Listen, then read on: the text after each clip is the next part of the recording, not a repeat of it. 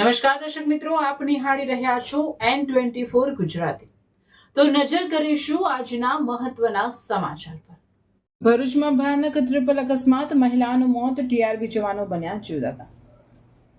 ભરૂચ જિલ્લાના આમોદ તાલુકામાં સમા ચોકડી પાસે આજે બપોરે કાળજુ કંપાવી દેનારો ટ્રિપલ અકસ્માત સર્જાયો હતો. અલ્ટો કાર, ટ્રેક્ટર અને મોટરસાયકલ વચ્ચે થયેલી ભીષણ ટક્કરમાં એક મહિલાનું મોત નીપજ્યું છે, જ્યારે અન્ય 3 લોકો ગંભીર રીતે ઇજાગ્રસ્ત થયા છે. મળતી માહિતી મુજબ પૂરપાટ ઝડપે આવી રહેલી અલ્ટો કાર અને ટ્રેક્ટરે મોટરસાયકલ સવારને અડફેટે લીધો હતો. ટક્કર એટલી જોરદાર હતી કે બાઇક પર સવાર 3 વ્યક્તિઓ હવામાં ફંગોળાઈને રોડ પર પટકાયા હતા. આ દુર્ઘટનામાં વાગરા નિવાસી 50 વર્ષીય રમીલાબેન ગણપતભાઈ પરમારને માથા અને શરીરે ગંભીર ઇજાઓ પહોંચતા તેમનું ઘટના સ્થળે જ મોત નીપજ્યું હતું. માર્ગ પર લોહીના ખાબોચિયા સર્જાતા સમગ્ર વાતાવરણ ગમગીન બની ગયું હતું.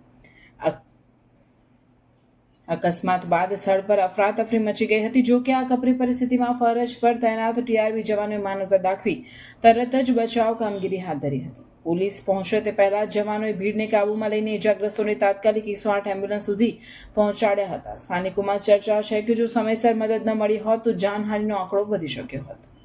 ઇજાગ્રસ્તોને તાત્કાલિક આમોદ રેફરલ હોસ્પિટલમાં ખસેડવામાં આવ્યા હતા, જેમાંથી 7 વર્ષની બાળકીની હાલત ગંભીર હોવાથી તેને વધુ સારવાર માટે ભરૂચ સિવિલ હોસ્પિટલમાં ખસેડવામાં આવે છે.